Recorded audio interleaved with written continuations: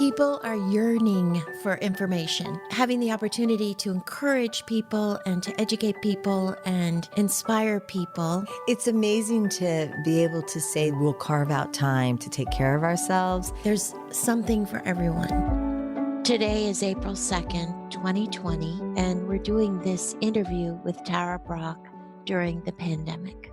Tara Brach is an American psychologist, author of many books, including her most recent book, Radical Compassion, and proponent of Buddhist meditation. She's a guiding teacher and founder of the Insight Meditation community of Washington, D.C.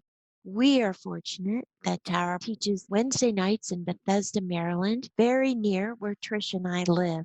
Most importantly, she's a friend and our teacher and a much needed voice in the world we find ourselves living in today. So Tara, welcome to Health Game. Oh, thank you so much. I'm really delighted to be with both of you. What is this global pandemic like for you personally? Because I'm teaching so much, I hear from so many people. I'm taking in all the currents of people's fears and agitation, uncertainty. And just this morning, a dear friend, wrote, "Oh, my son tested positive and now I'm afraid for the whole family." And so it's so clear to me that none of us are exempt. We're living in this living web in crisis. And a huge number of us are going to feel very real loss that we haven't already, real heartbreak. I kind of feel close into that myself. In terms of my family, my daughter-in-law is pregnant and she's a nurse at UCSF, which is the largest hospital in San Francisco. And as you all know, they're running out of equipment and reusing masks. So she's at high risk. At home, my son and also my ex-husband lives with them because of a failing heart and a 1.5-year-old. So it's a very high-risk situation. And so I'm in a process myself of really feeling the mix of that vulnerability and how much is around the planet. It's very real in my body, my nervous system. Also feeling something else, which is the sense of the potential when things fall apart. And I've been kind of reflecting through the history of our species. We can see that when there's huge disruptions, those are the times of amazing adaptation, where beings tap their intelligence and creativity and their generosity and love. Through history, it's been when humans become the most collaborative and when we get more compassionate. And, as I speak, I know you both know in our own lives, when things crash, it's a loss of a relationship or a major sickness or death of a dear one, it calls out our strength, our wisdom, our hearts. There's a prayer that I've been using, particularly when things are really hard. And it's from the Buddhist tradition, and it's described as the Bodhisattvas Aspiration. And what that means, we're all Bodhisattvas, we're all awakening beings. And the aspiration, well, I'll just say the words. It's that may whatever circumstances arise, may they serve the awakening of this heart and all hearts. Here are the circumstances, just unfathomable amount of loss around the planet. And what if in this crisis, many, many of us had that aspiration, okay, this is incredibly painful, but may this wake up our hearts. May we create a more loving world. Just slow down a bit. If anyone listening, just to ask yourself if you sense what's most difficult for you right now about this, that the fears and the worries and concerns, whether it's financial or health. And then you just sense, well, please, may this difficulty serve to wake up my heart. May I become more compassionate through it. And what happens is there's kind of an opening to something more. I think of Zen Master Thich Nhat Hanh because he has this beautiful little description. He says, when the crowded Vietnamese refugee boats met with storms or pirates, if everyone panicked, all would be lost. But if even one person on the boat remained calm and centered, it was enough. It showed the way for everyone to survive. So what if we really just sensed, well, how can I be that person? Clear and calm and compassionate. And imagine if millions of us shared that aspiration. It really would help us to create the world that we believe in. I just had a vision of us all in the boat and myself panicking there for a minute. So it's possible to have those moments, but then to come back to calm. That's what you talk all about, right? That's exactly it, because it would be a false goal to say, may I be wall to wall calmness. It's not Right. like Right. that. I mean, we're supposed to feel fear right now. It's an intelligent response of our nervous system to danger. The question is, can we feel it and then act responsibly from it? Or do we get overwhelmed and then in that kind of overwhelm and panic, cut off from our own intelligence and cut off from each other? So that's the inquiry, is really how can we work with the fears that arise in a wise way? And what does your book, Radical Compassion, teach us about this? Well, the reason I wrote Radical Compassion was to share a way of practicing mindfulness and compassion that could really help us through difficult times and really cultivate that kind of heart space where, and I love the word heart space because it's not just a solid little heart, it's a heart space where we really care about each other, and care is active. It's not just abstract, where we really engage. And so I shared through the book, it's kind of a training book on how to do what's called the RAIN meditation. And RAIN's an acronym. It's an acronym that shows us how to weave mindfulness and compassion when we're really stuck, how to bring it alive. The letters of the acronym, the R of RAIN is to recognize. The A of RAIN is allow. The I is investigate, and the N is to nurture. And then after you do those 4 steps, there's what I call after the rain, which is where you actually sense the shift that's happened inside you. I'll share a little example from my own life, and we can practice it a little together. About a month ago, I was meditating on a rock by the Potomac River, one of my spots. That was when I was first gripped by really the magnitude of this crisis. I mean, I really could sense I was shaken by what it meant to my family and what it meant to so many in the world that are really, really vulnerable. So I brought rain to fear. And the R was to recognize my agitation. And with the recognizing, I like to kind of mentally whisper the word of what's happening, because if you name what's happening, it actually starts to calm it down. There's really good science on that. If you can note an emotion, it actually activates the prefrontal cortex and it calms down the limbic system. So recognize is naming what's there, just with a mental note. The A, I allowed it to be there. I often will just say, okay, this belongs. It's like a wave in the ocean. It belongs. And the allowing doesn't mean we like it. It just means we're willing in these moments just to let it be there. And that creates a kind of pause where we can deepen our attention, get a little more intimate with what's going on inside us, because we tend to run away. And the I is investigate. And it's with a gentleness and a curiosity to investigate what's going on in the body. It's not a cognitive investigation. It's really coming closer into contact with the feelings in the body. And I felt this clutch in my chest, this kind of hollow ache with an edge of real tension around it. And just, it was very strong. And part of investigating, it helps to put your hand where you feel it, because that helps keep the attention there. So I can put my hand on my heart to keep the presence there. The last question I asked myself under investigating was, so what does this place most need? What it needed was just to feel belonging to something larger, that it was loved and held in something larger.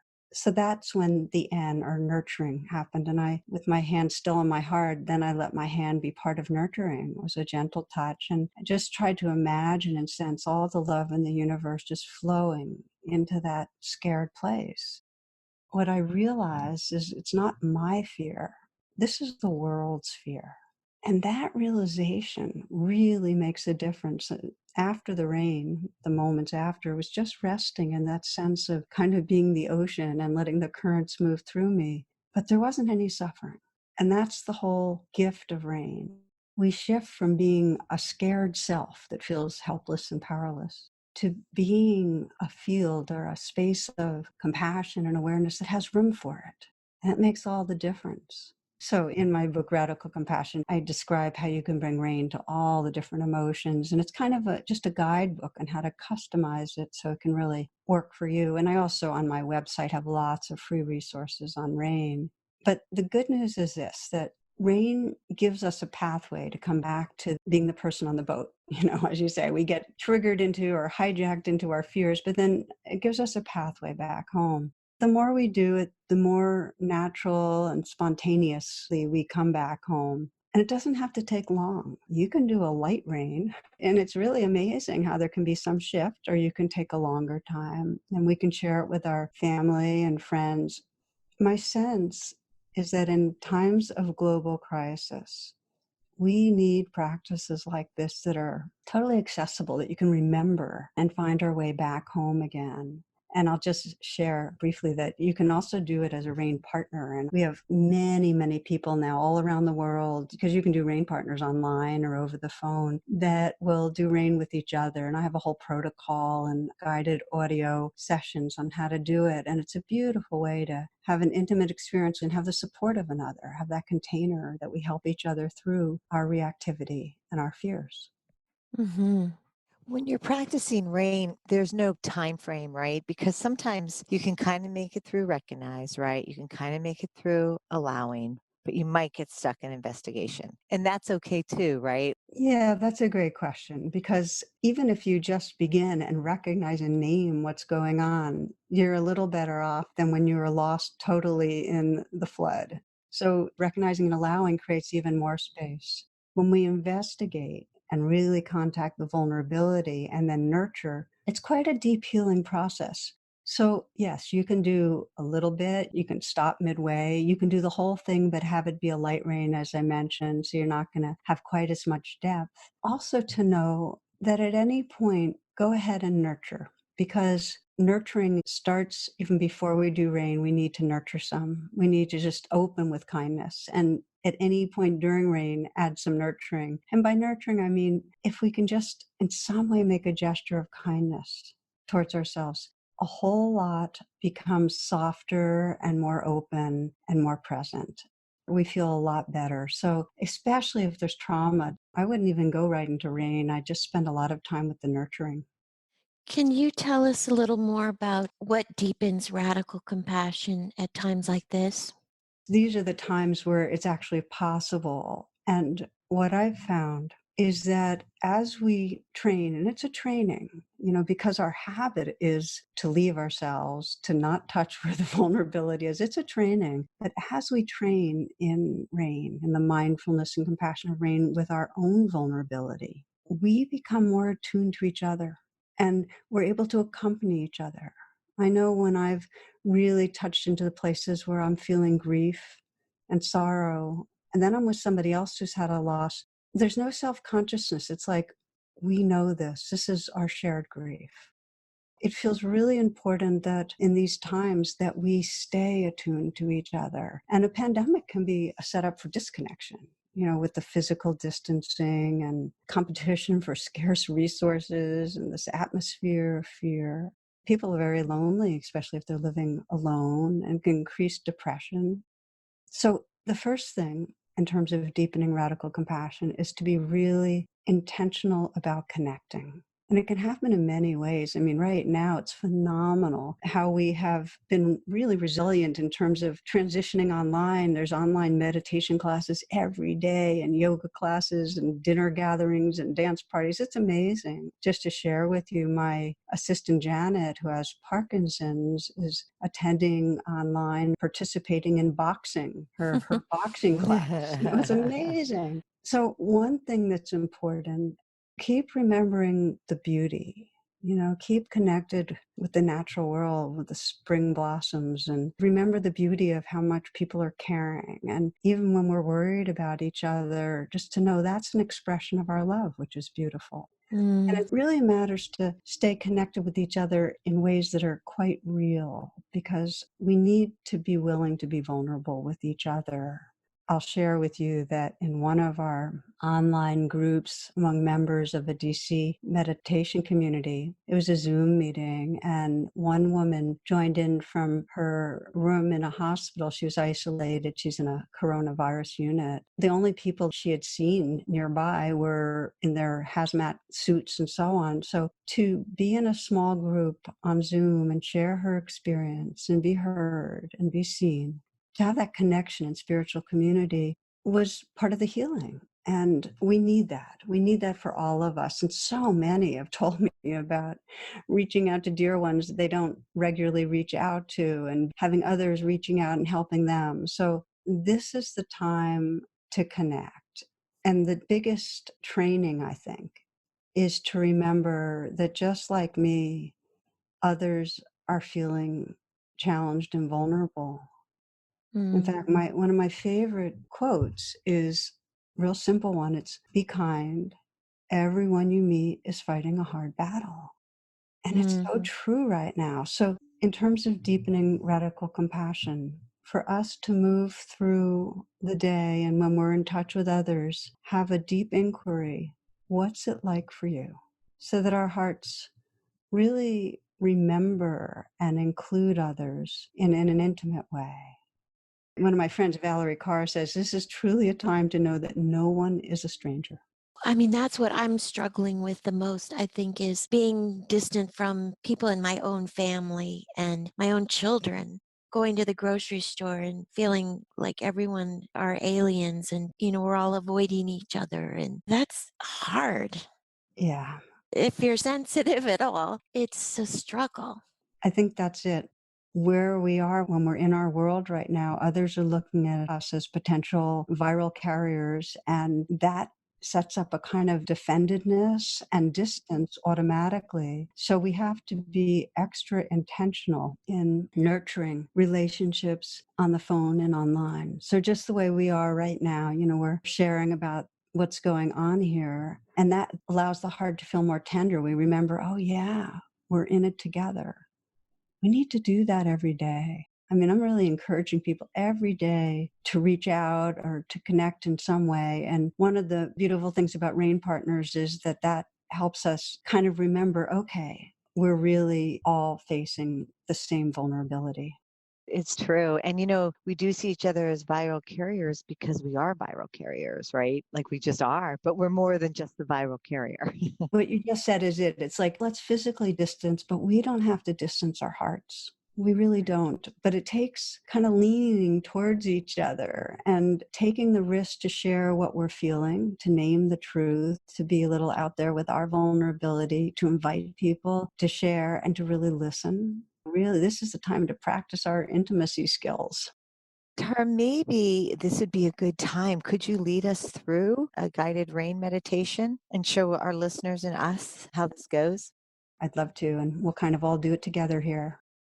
Yeah, so wherever you are, sitting quietly, you might close your eyes and take a few full breaths. And scanning your current life, bringing to mind something that brings up fear, agitation. It could be something to do with your relationships with people around you, your fears, your concerns, your sense of separation, fears for yourself, health, finances. Not to bring up something that you feel self-trauma, because that won't be so helpful in a short meditation like this, but something that you really can sense gets you anxious, upset in some way. And if there's a situation in mind that brings it up, just to bring to mind that situation and visualize it and let yourself kind of contact the distress. You might sense, what's the worst part of this for you? What are you most afraid of? And now we're going to explore how to bring rain to that. And you begin with the R, which is to recognize what's happening, whatever's most predominant. And you might mentally whisper a word that helps to name it, like fear or worry, anxiety, anger, loneliness. Once you've named it, just to allow it to be just as it is, kind of sending a message to your heart to let be. This is the willingness to pause and accept that what is here is here. Again, it's like that wave in the ocean. It belongs to the ocean. I sometimes say, this belongs, or even whisper the word yes. This is life for right now. So recognizing and allowing, and then we investigate a bit with a gentle attention, with curiosity.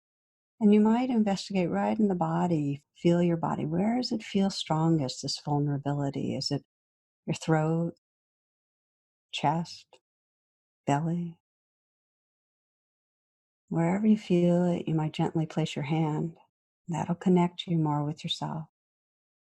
and really wonder, well, what does it feel like? What am I aware of? Is it heat, tightness, pressure?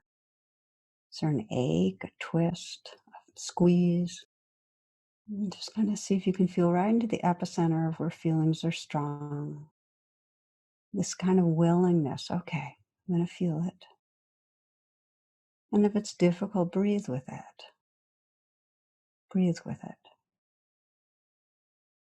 You might ask the place that feels most vulnerable in you right now, what do you most need?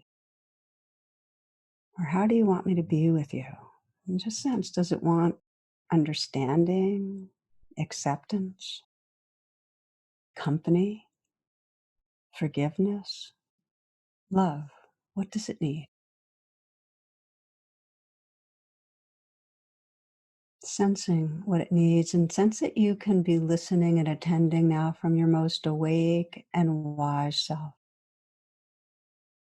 So that as you sense what's needed, sense your response. You might feel where your hand is touching your heart or wherever your hand is, and let the pressure be very gentle, communicating care. And offer yourself a message that might bring healing to where the need is. It might be as simple as you're okay, or I'm here and I'm not leaving, or maybe thank you for trying to protect me, but I'm okay right now. Or maybe just to remind that place you're held in love. You might also explore calling on some larger source of loving. It could be the love and wisdom that flows through someone you trust. To imagine that's flowing through your hand into your heart. Maybe a friend or grandparent, teacher, healer, spiritual figure. It could be a formless presence. You can imagine that being's caring gaze is really holding you, and just imagine and feel love bathing the place of vulnerability, really washing through you. Let the love into the cells and the spaces between, washing through your entire being. Give permission to receive. Let it in.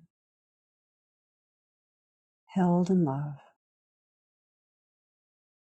And you might just sense the possibility of relaxing back and being that loving awareness. This is called after the rain. Just get familiar with the quality of presence that's here. Noticing the shift from when you started, the scared or upset self, to really this compassionate awareness that's here and holding what's here. Knowing this is really your home, the innermost truth of what you are. And knowing it as the truth of who we all are, this loving awareness, feeling our shared belonging. You might sense others that are practicing in the same way, opening up our hearts. And I'll read a final verse for you. This is from James Baldwin. For nothing is fixed forever, forever, forever. It is not fixed.